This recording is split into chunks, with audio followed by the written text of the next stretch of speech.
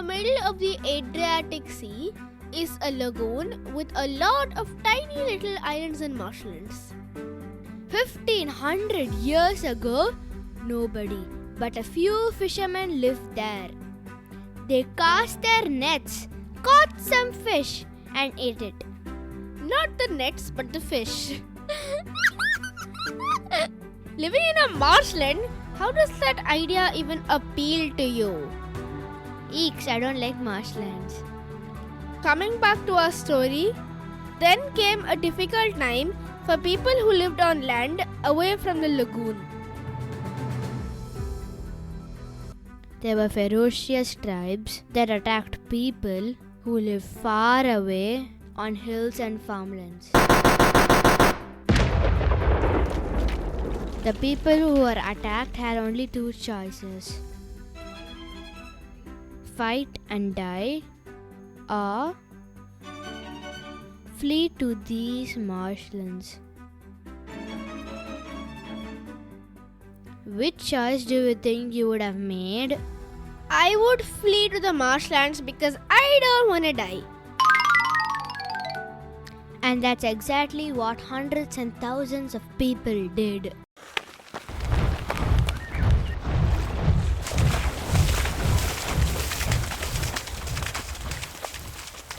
And they all came to settle in this group of islands that we now call Venice. But how do you think that people would have built their houses on marshlands? In a marshland, you drive long spikes into the ground and build a foundation for your houses. Is that why in all the pictures of Venice, you'll find the houses stacked next to each other? And that's also why you won't find paved roads or streets in front of these houses. Yeah, I've seen pictures of Venice with beautiful water waves and canals in front of houses. Here's a question. In Venice, you can't grow a lot of crops, so how do you think they became rich or earned a lot of money? Venice used its location to its advantage. Merchants from China and India used to come through the Adriatic Sea. So, merchants in Venice bought silk from China and spices from India and sold them in Europe and made a lot of money. Venice remained as a great power for many hundreds of years. Just about 200 years ago, Venice became a part of Italy. That means 200 years ago, if I had to go to Venice, I did not need an Italian visa. Yeah, but 200 years ago, there were no airplanes either. And it would have taken you 30 days to go there by ship and 30 days to come back. So that's just the end of your summer vacation. Speaking of summer vacations, Venice has become a huge hub for tourists to visit the famous canals and the gondolas that ferry you around the whole city. Except that, if you saw pictures of Venice today, all you'll see is gondolas and boats stuck in mud. Hi, I'm Pragnya, a 10-year-old from India. Hi, I'm Trayee, a 11-year-old from India. And this is Sangeeta, the host of this podcast channel, What's New Today? I too am from India.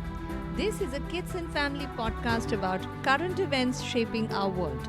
And before we got into discussing today's story about how the canals and incredibly beautiful waterways of Venice have dried up and boats are stuck in long stretches of mud, we thought we'll tell you a story about how Venice evolved to become a beautiful town today. Did you like our story? I really enjoyed listening to this story about how nobody would have liked living in the marshlands but had no choice when ferocious tribes attacked them wherever they lived.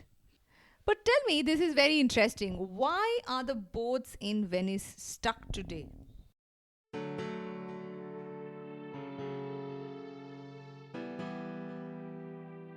Canals run dry, silent motorboats, and gondolas at a standstill.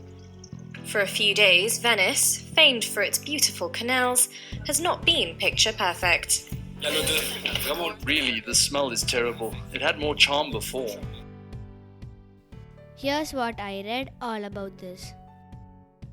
Apparently, there's a high pressure over the Adriatic Sea, and there's also some new moon phase going on. What this means is that Venice is having low tides for a long time. Unlike normal low tides, this event has been going on for days on end now. We all have seen pictures of Venice as it is today with all the dried up canals. Can you describe them for our listeners? There's hardly any water on the Venetian canals. People have to walk to most places. Even ambulance boat taxis are carrying people on stretchers and wheelchairs and walking with them for long distances. That doesn't sound like a pretty picture at all. And you don't have a lot of choice either, right? Because there are no paved roads or streets on which you can drive a car when the waterways dry up. I know you mentioned something about how this low tide event has been going on for days. Is this very unusual? I'm not very sure if this is very unusual because when I googled for boats stuck in Venice, I found pictures of something like this even in 2021, even in February and March of that year. But I didn't think it was news that much because people were not traveling that much in the pandemic in 2021. Low tides by themselves are not unusual, but having low tides for many weeks on end is unusual. Okay, so from what you're saying, in 2021, February, March also they had something like this. So which means if you're planning a trip to see Venice's beautiful waterways, we should perhaps avoid this time of the year? Maybe, but there is some good news too. There are places that tourists cannot see usually because there is a lot of water, like the crypt in the church of San Zaccaria. This crypt is normally flooded, so you'll have to wade through the water to see it. But now you can just walk up there in dry clothes happily and see it. There's also an interesting place you can visit, the underground library in Venice, where the books will be on the boats, and when high tides are there, the boats and the books will rise with the high tide. Okay, that does sound like a good incentive for any of us to go to Venice. But what's the prediction for later this year? Do you think the waterways will be back to being flooded again? I hope so and I think so. And I think that the low tide will not stay beyond a few weeks. So yeah, that's what I've read in all the journals and articles so far. Which brings us to the next interesting part of this episode. Quiz time! Let's see how well you listened. Venice is on top of a hill. Is that true or false? False. Venice is a group of islands near the Adriatic Sea. Question 2. How did Venetian merchants become really rich? Venice used its position to its advantage. The merchants of Venice traded with the Chinese and Indian merchants. The third and the last question. Every single person in Venice owns at least 2 cars and 3 motorbikes. True or false?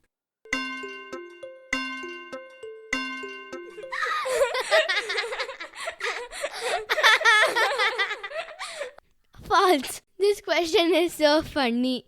They might own cars and scooters that are amphibious and can go on land on water. Well, then yes.